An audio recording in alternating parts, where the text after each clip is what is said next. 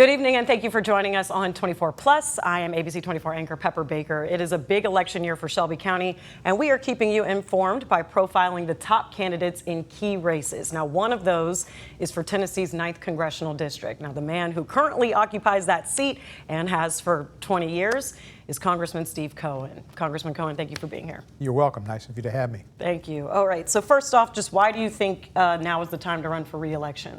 Because it comes up every 2 years. And so if you run for re-election, you come up and you run in August of the even-numbered years for re-election. All members of Congress do. I've had opponents almost, I guess, every time I've run for re-election. And have opponents, and we put our record up, and the people have re-elected us by resounding majorities, which I appreciate. Right, about 10 terms, is that correct? This will be my 10th term. This would be your 10th term. So why do you think that people have no problem putting you right back in every time, or at least for the last 10 terms? Because I work really hard, and I always have. I've been in public service for a long time, and I've worked very hard. I don't have a family. My family is the voters, and it's my job, and I work hard at it. I keep up to date with public issues, reading several newspapers a day, watching news programs, and listening to my constituents. We've had many successes, from creating the Tennessee State Education Lottery, which was a 20-year effort when I was in the state legislature. I was in the state senate for 24 years. That's brought in over $8 billion for people to get scholarships to go to colleges and trade schools. Probably the most successful and important education initiative in the state of Tennessee's history. A very difficult constitution to amend, and I stayed with it, stayed with it, and stayed with it. It was persistent, and that's one of the virtues I bring to the office. So it passed, and I did the campaign. It was a statewide referendum after it passed the legislature by 2/3. And it was me and my girlfriend and our dog. Mm-hmm. And we went around the state, and people didn't think we were going to win. The other team had 5 times as much money as we had. We went around and drove and went to different places and got 57% of the vote. That was enough to pass it. So you are no stranger to uphill battles and resilience. You know, one thing I feel like really kind of stuck out to me about your upbringing in your biography was the fact that you, from a child, suffered from polio. Do you talk about that a lot? Well, it's not the first thing I usually bring up in a conversation, but yes, it's true. I met with some folks from the United Way the other day, and Tamika Hart was there, and Wiggin to now. And Tamika said, she said, "You're limping." And I said, "Well, I do. I had polio as a child," and she didn't know it. So I guess I don't talk about it that much. Yeah, I didn't think you did, because I thought that was quite interesting to me, and also just a testament to your resilience. Well, you have to learn how to walk again, and you have to spend. I was taken out of kindergarten when I got polio. I was in kindergarten, so I missed the kindergarten year, and was in the hospital for several months, and then on crutches for the rest of that year, and started first grade on crutches. And I had to go to physical therapy, and always think of my mother, heel toe, heel toe, heel toe, down at the old Baptist hospital. Mr. Randolph was my physical therapist. And I overcame it, and I had surgery when I was in high school, a tendon lengthening operation, which was a result of having polio. And that meant I didn't play football or didn't really get to do too much my sophomore year in high school. But I came back my junior year, and I wasn't very good, but I caught an extra point for an extra point pass, and I stole the ball from the best player on the other team once and dribbled down the half the court and got a layup. Wow. So that's pretty awesome. I was able to participate, and I always have. Yeah, and I know healthcare has come a long way since then, but I did read that you are an advocate for affordable access to healthcare, and especially with the Affordable Care Act is a little bit under challenged or attacked by Republicans. Did that at all kind of play into your fight for affordable health? I can only imagine what it would be like to get health care for something like polio, and then, you know, even what we're seeing today now with how people have trouble getting affordable access. Well, my father was a physician, and his brother, my uncle, was a physician, and his cousin Jack was a physician. So it was kind of in the family. And my father was very civic-minded and treated everybody that came in that needed medical care. So from an early age, I knew about the need for health care and seeing it from my perspective when I was 5 years old, but other people's perspectives and learning from my father. So I was always for it, and when I was a county commissioner, I put together the votes on the county commission, 6 votes which were necessary to pass it to build what was then called the Med, which is now Regional 1. My dad was around at first. It was John Gaston. It was the public hospital and the trauma hospital. And there was an effort to not build a hospital and give it off to the private hospitals and have them, the county pay a per patient fee. That would have been a mistake. They would have gouged the county, and it would have been a big mistake. But we kept it together. And at one point, Vasco Smith, who was a fellow county commissioner, and Minerva Jonican, they were going to give in. And I said, don't do it. We've got the votes. We'll get it. We will get it. So we worked it, and we got 6 votes, and we built the Med. That was a big deal, because I remember, in fact, the hospital I went into when I first had polio was called the Isolation Hospital. And that hospital was torn down when the Med was built. That was kind of a prophetic moment to be there to see the hospital come down. That's where you went when you first got polio, because you're isolated from other people for fear of contagion. So that was a big deal. And then with the Affordable Care Act was a major thing to me. And I've always been a fan of Franklin Roosevelt's and Harry Truman's, Lyndon Johnson, who helped bring about Medicaid and Medicare and health care for people. Hubert Humphrey was for it before anybody else. I was a fan of Hubert Humphrey's as well. But when I helped work on the Affordable Care Act, Nancy Pelosi really did a lot of work on it. I call it Pelosi Care, as well as Obamacare. And when it passed that night, when it finally passed, I had a pen, a father's pen, and it had his name written on it, Dr. Morris D. Cohen, and I held it up in the air in my hand, cheered. Wow. And so Nancy Pelosi coined you the term, the conscience of the freshman class in 2008, and that seems fitting given that you have just been through a lot of kind of different perspectives, starting out as a child, and then you're calling to public service. You've also had robust work in civil rights activism, the Holocaust Commission, I believe, and education. And so, you know, we could talk all day about all the things that you have done in your very lengthy... I don't have anywhere to go. All right, let me just smooth you over a little bit. But so we're on the topic of healthcare, and I want to kind of touch on the major issues that we're facing right now. So you talk about the Med, you being one of the front runners of that even existing. There's talk now of creating a new Regional 1 Health. Do you think that that's a priority, or should county or state funds go elsewhere? I think the county has decided it's a priority, and I think the state's going to contribute, and I think the private sector will help too. It's a lot of money. I'm not big on wasting money, and I'm not big on buying the new stuff. As long as it works, it's good enough for me.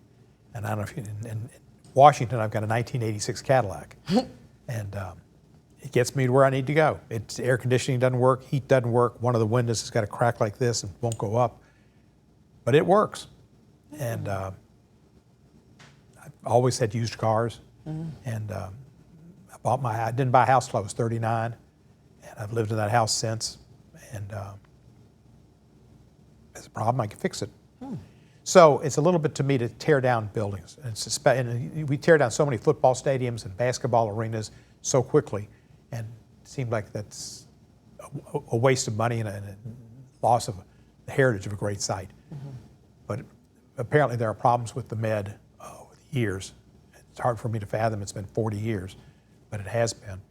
And so I think that'll be a good thing to have a new hospital. Okay. My dad had a 1988 or 89 Eldorado, so that was a pretty nice car. He keeps very much used cars and loved Cadillacs, so that's quite interesting. But healthcare, of course, and I want to touch a little bit on the Affordable Care Act, as we see that Republicans call it a broken system, and you were one of the big advocates for it and making sure that goes through. So is it a broken system? Why do they continuously say that there just needs to be a new one from scratch?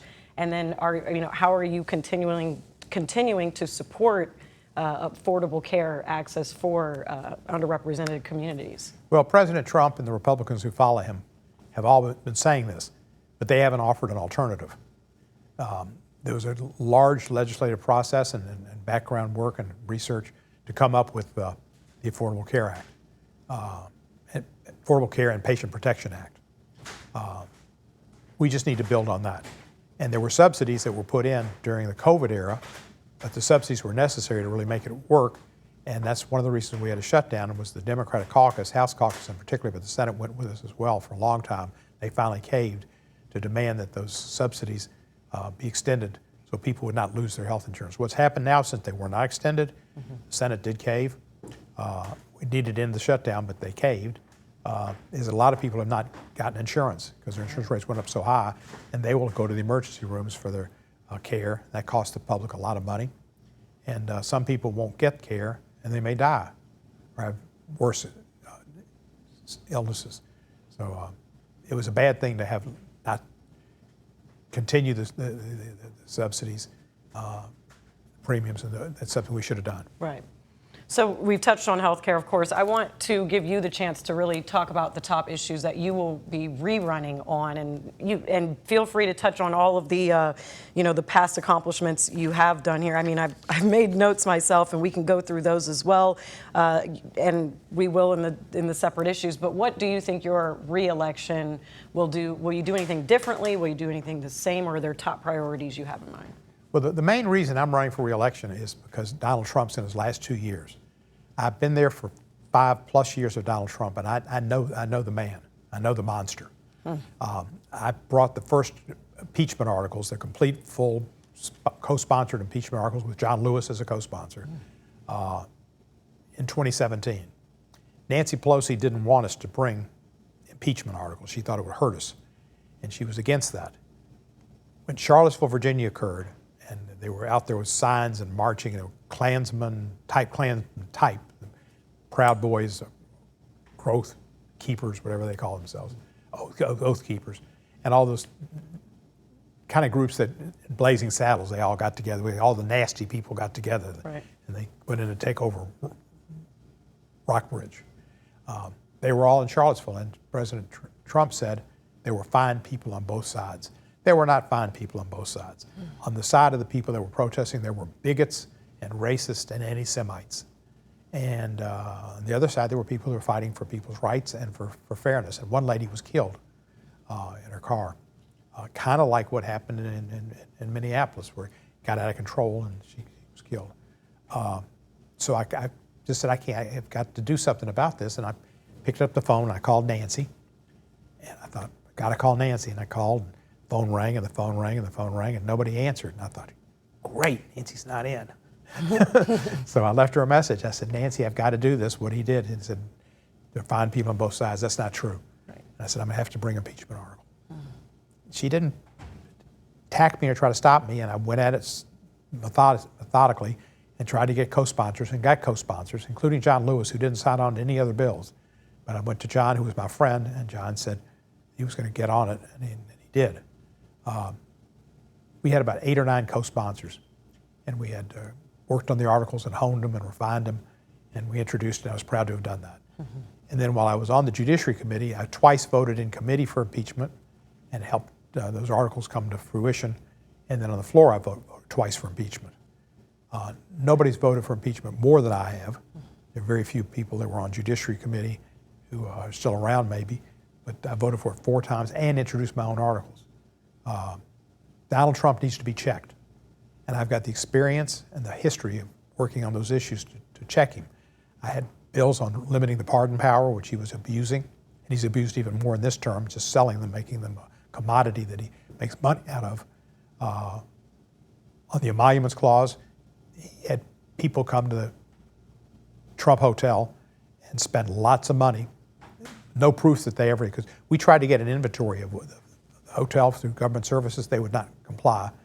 But he was making lots of money out of that. You know, a hotel, you can buy a whole bank of rooms, 30 rooms, let's say, 50 rooms. Top dollar, not argue about the rate, and pay for them. And who's going to know if anybody ever showed up? It's a way to launder money, and Trump used it that way. And a lot of Arab countries came over here and bought room after room after room, and nobody really ever knew who came, and suites at top dollar. The emoluments clause that says you're not supposed to take any money from a foreign entity. And that's been in the Constitution since day one. We worked on that, and I had bills to limit that, and he's doing it now. He and his sons are making money out of crypto, which he used to hate. Now he thinks it's wonderful. He's made over $1 billion in crypto. He's made money in all kind of ways that are violative of the Emoluments Clause and violative of our whole idea that the president is loyal to the United States of America and not to a foreign entity. And Thomas Jefferson saw that as something that might occur, and that's why the Emoluments Clause is there. So I've got history on those bills and about every other bill that you can have to deal with Trump. And I'd like to be able to check him in these last 2 years because he's a threat to our democracy. He's empowered ICE and gotten the Customs and Border Patrol agents. They've gotten people there. I don't know who they've got. Mm-hmm. He pardoned every January 6th insurrectionist. I don't doubt some of those people, oath keepers and all, are not in ICE or Customs and Border Patrol now. Mm-hmm. I think that may be why they're wearing masks, because they'd be recognized. And there's a crew of people in there that are not. I worked for the police department when I came out of law school. Mm-hmm. I was a police attorney 3.5 years.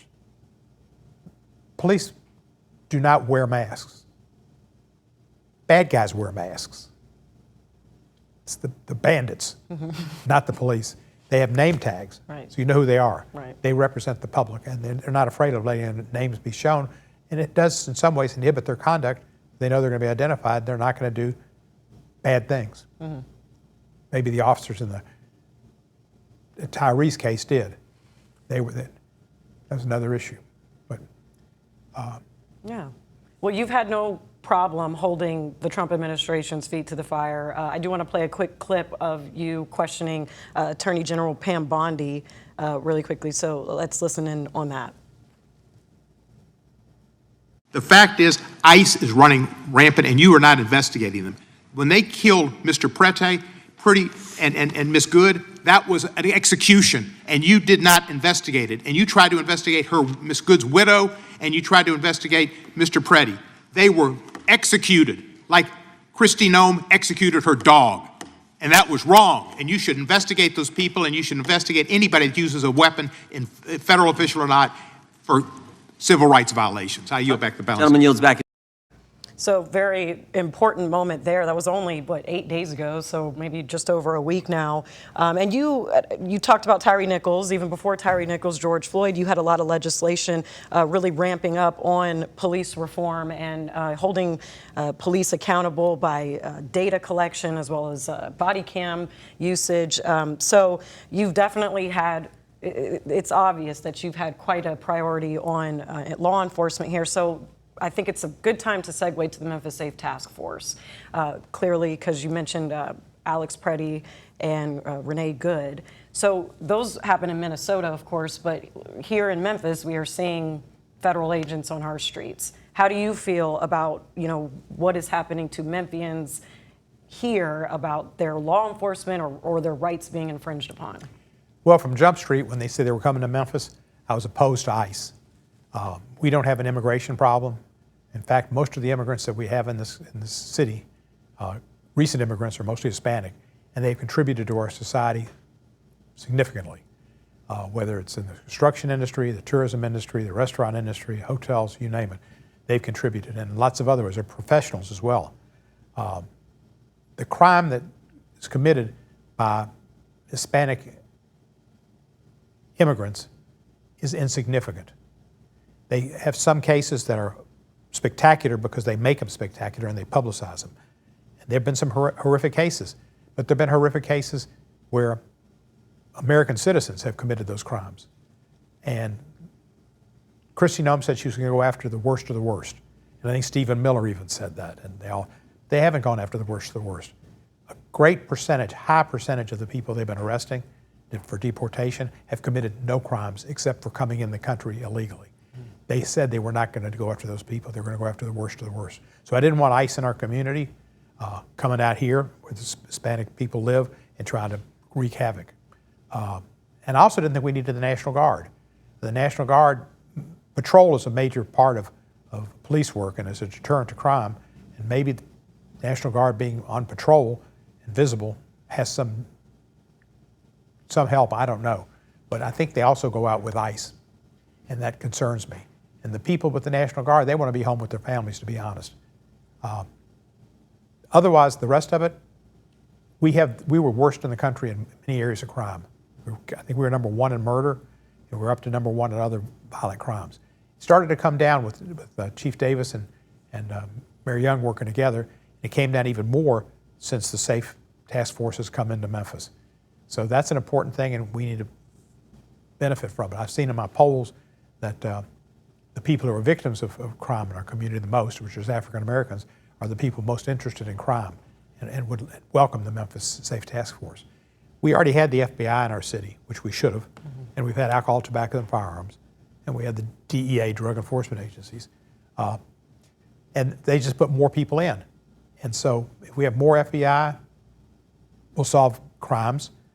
More AFT, we'll get more firearms, and DEA will get more drugs. So that's all good, and they've gotten a lot more drugs, and they've gotten some, but we don't need ICE, and we don't need the National Guard here. I think they should be ended. So simplifying it, some facets of the Memphis Safe Task Force or some agencies you do support, but maybe some of the others like ICE. ICE should be gone. And the ICE is not controlled, ICE is not trained, and they've committed heinous crimes.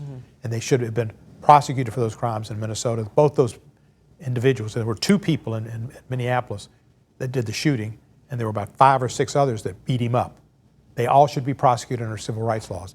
And the Department of Homeland Security is not releasing the information that they got there, the data, to the Minneapolis Police Department to prosecute. That's wrong. They should be sharing the information and working together.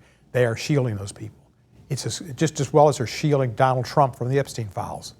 What's going on in this administration is anti-law enforcement, it's anti-America. And they should not be keeping information that could lead to prosecutions, or whether successful or not, it's up to a jury, but prosecutions in Minneapolis and in Chicago too, where they shot some people illegally.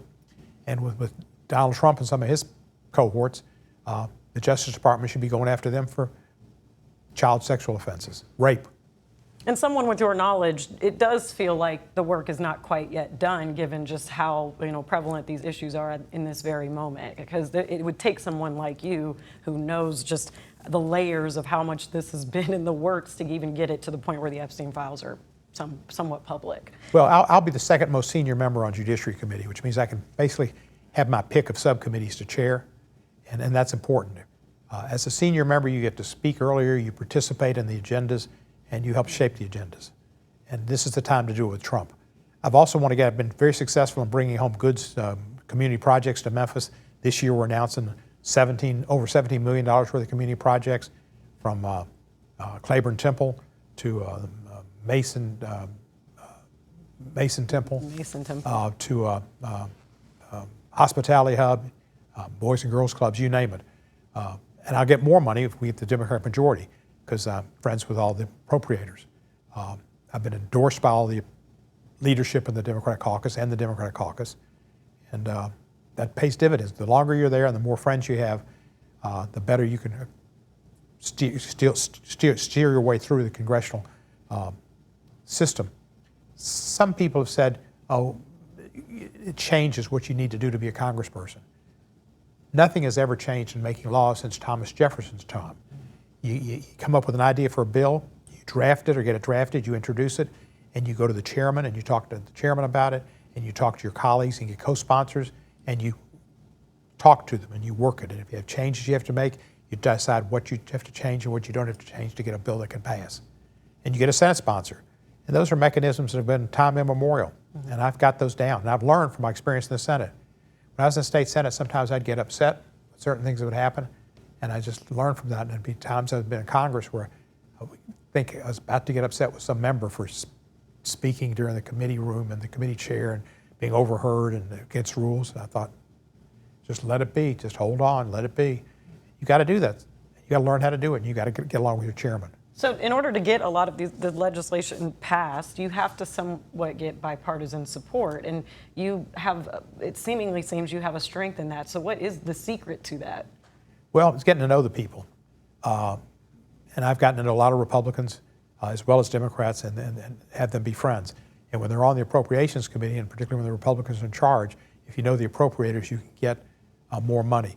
I got two significant appropriations for the sexual wife abuse program, testing rape kits to see if they could find the rapist and protect citizens who could be raped later, and also bring that particular rapist to justice.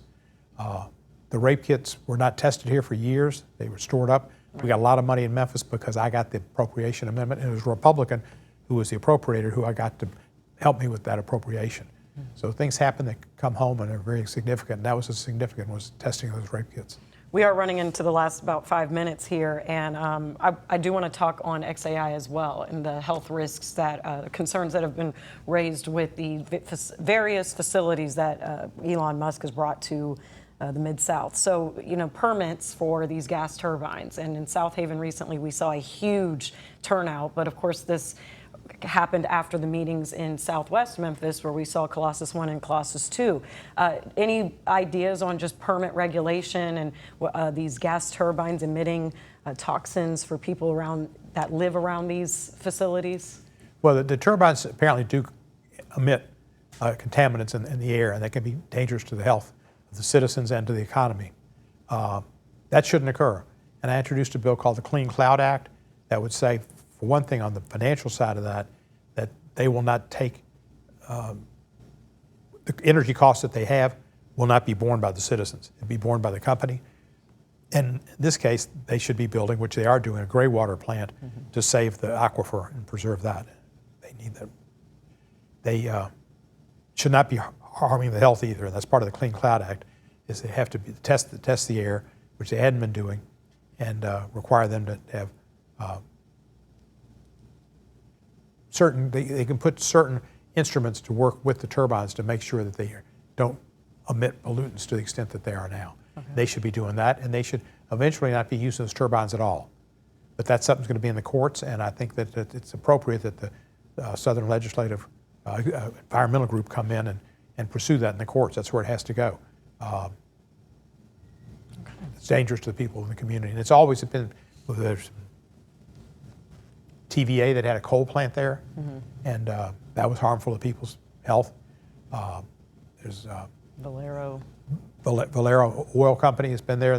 You always see that flame coming up, and it's kind of scary.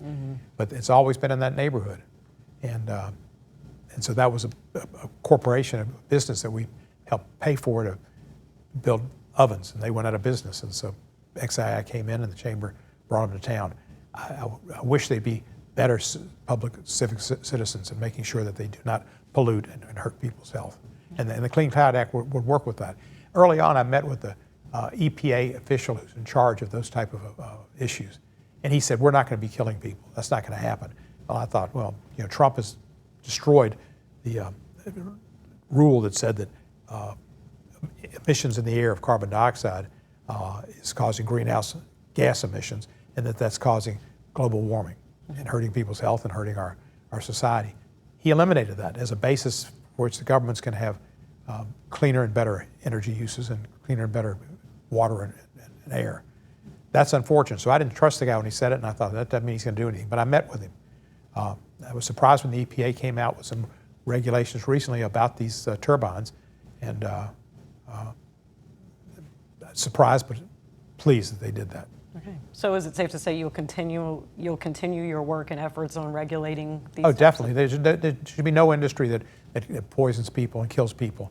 The first thing you got to do in public life, I think, is to take care of people's health. Get them born, get them healthy, then you got to educate them, then you got to get them a job. And those are the three things I've always emphasized. Health care, we did it with building the bed here and the Affordable Care Act.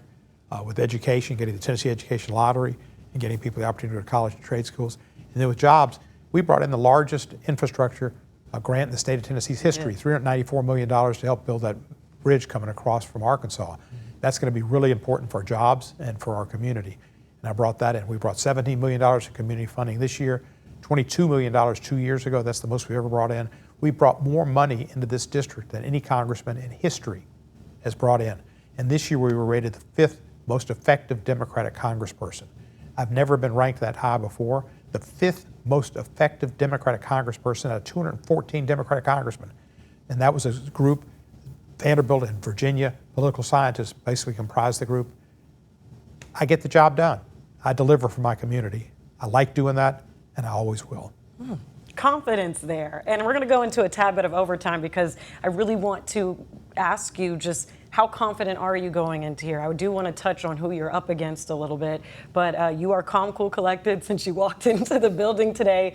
You don't really seem at all anxious or tense. I mean, your resume speaks for itself, but you are up against particularly one candidate who has garnered a lot of attention lately. So Devontae Hill is something else. him too. But how do you feel going on into this election against who you're up against? I feel good. I mean, I've always had an opponent. I run on my record. My record is better than it's ever been.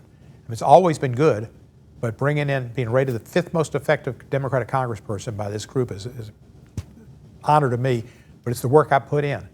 And getting the largest infrastructure project in the state of Tennessee's history is something that is meaningful to me. And that just happened during this term. And then the $17 million we brought in community projects in a Republican-run House was impressive too. So I'm doing my job. I'm doing it in an exemplary fashion. And I definitely want these 2 years to work against Trump. And I think people know we need to have the strongest team in the world against Trump because our democracy is at risk. And he's the one that's responsible for ICE not being trained and not being policed when they commit violations of deadly force and kill people. So it's more important than ever that we have that experience. And the experience belongs, I've got it and I've got the seniority, but it's the district that's elected me who has that, and they shouldn't give that up at this time. Yeah, a couple lasting questions. So one of those candidates that we've already interviewed made a claim about your donor financing, and that he mentioned he wouldn't take financing from certain companies, and that Cohen has. Can you give any light or language to your financing and whether or not you are receiving money from companies that may be disenfranchising your constituents? No, I'm not taking any money from anybody that disenfranchises my constituents. I don't even think he said that, but they don't do that. I have not had a fundraiser until recently, since about 2014 when Ricky Wilkins ran. I've always thought that if I can raise my money in Washington, I don't have to come to Memphis and beg people for money and say, I'm only 3 days short of my filing deadline. I need $5. Can you reach down and give me $5? Anybody has to reach down and give you $5 shouldn't be giving you $5. They need that to go to Popeyes and get their $5 meal, which I had last night. They need that. So I haven't gone to my constituents and asked them for money. I'm going to do it now. I've had a fundraiser or two and I'm going to do it, but I've got money I've saved up. I haven't wasted that money. I haven't used it on improper means. And when you get what they call corporate contributions, that's individuals who give that money. All that money in those PACs is from individual citizens who give it. And who's the biggest PAC that I take money from?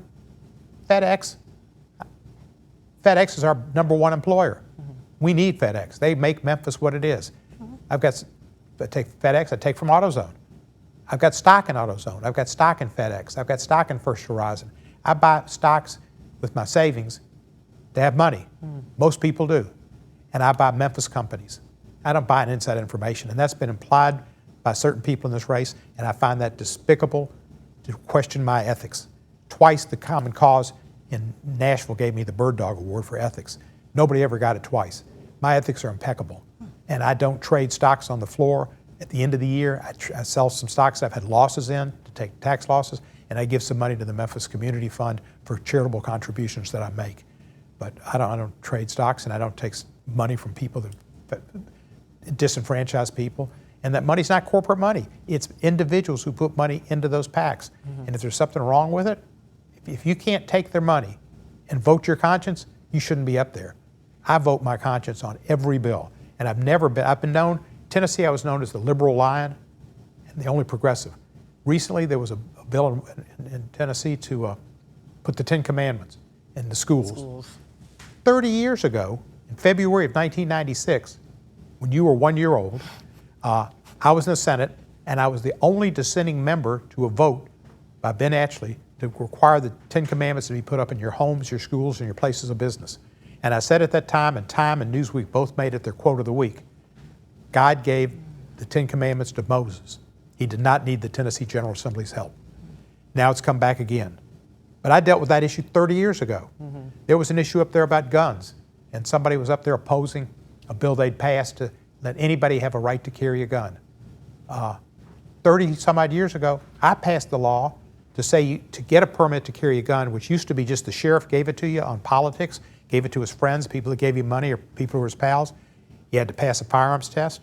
You had to go through, show you didn't have a mental health problem, a mental health record, didn't have a criminal law fractions in the past, and you had to take a course on deadly force and weaponry and learn when you could use it and not use it.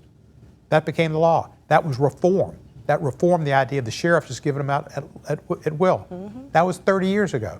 There's not much that's going on in the Tennessee General Assembly that I didn't deal with as a leader 30 years ago. Mm-hmm. Passing the lottery, all the groups that were against it at the time, they thought we were going to have locusts come down and the river was going to turn around and go back up towards Minnesota. Mm-hmm. Didn't happen. All those people that were against it wanted the scholarships for their schools, church schools and non-church schools and homeschoolers.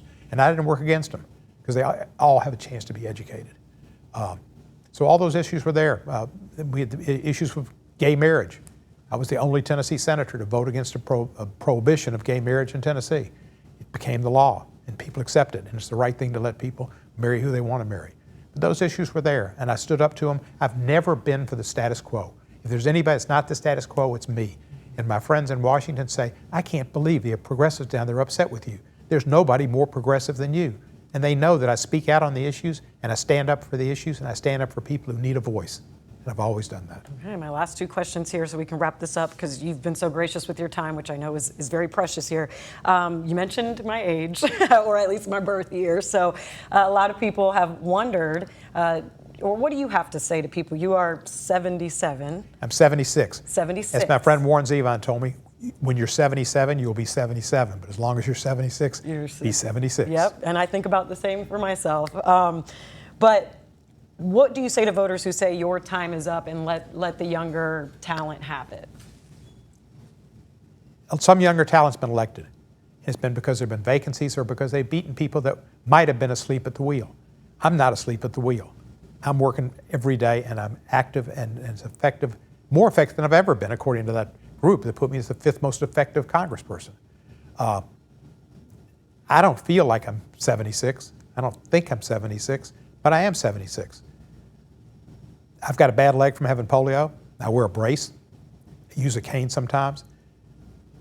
That doesn't infringe on what you have to be a good congressman, which is a good mind, an understanding of history, and an understanding of the process, and the ways to have friends and get it to affect your constituents in a positive manner. So that's not there, and it's never been a problem. Nancy Pelosi did her best when she was in her upper 60s and her 70s. She's now, I think, 86. So when I came into Congress, she was 66 years old. That was the first time she was Speaker, the first female Speaker. She was outstanding.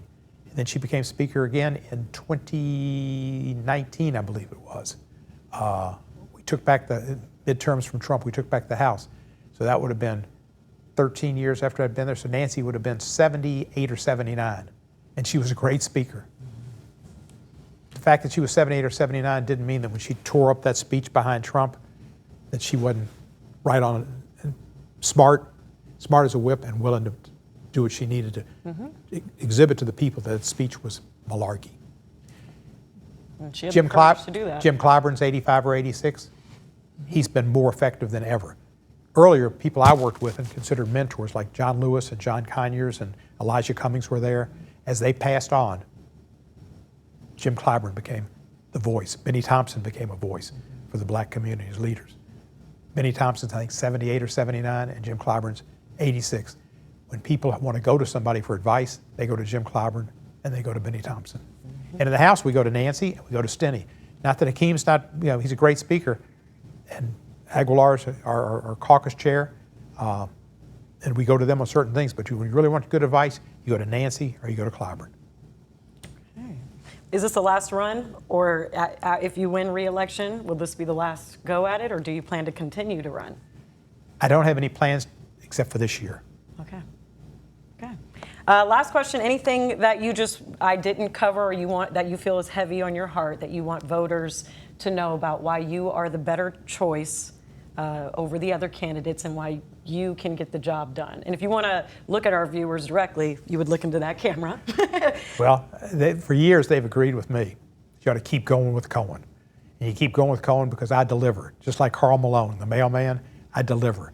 Nobody's brought more money back to Memphis for good purposes, whether it was the Collins Chapel Hospital, whether it was the Hospitality Hub, whether it's LeBonner Hospital with ambulances that bring people in from the rural areas to get treated on the way and get good care, whether it's Melrose High School's redevelopment or Northside High School's redevelopment or Porter Junior High School's redevelopment, whether it's the bridges or the walking and bicycle bridge across the Harahan Bridge that has been very successful and appreciated as a exercise and tourist area. I've done it, and I brought it to Memphis. I can go around Memphis, and almost every place I go, I'll see something that I've affected and affected positively. Giving the police more body cams and more of those cameras that caught The Sky Cop cams. that caught him beating up and killing Tyree, got more of those for them. I want to make sure the police have monies to do their job right, but also that there are prophylactics to prevent them from doing things that are wrong in the future. Well, the experience and the work definitely speaks volumes here, and I believe that there is still work that you have to do or to be done. So hopefully our viewers learn more from this interview and helps them make an informed decision come primaries on May 5th.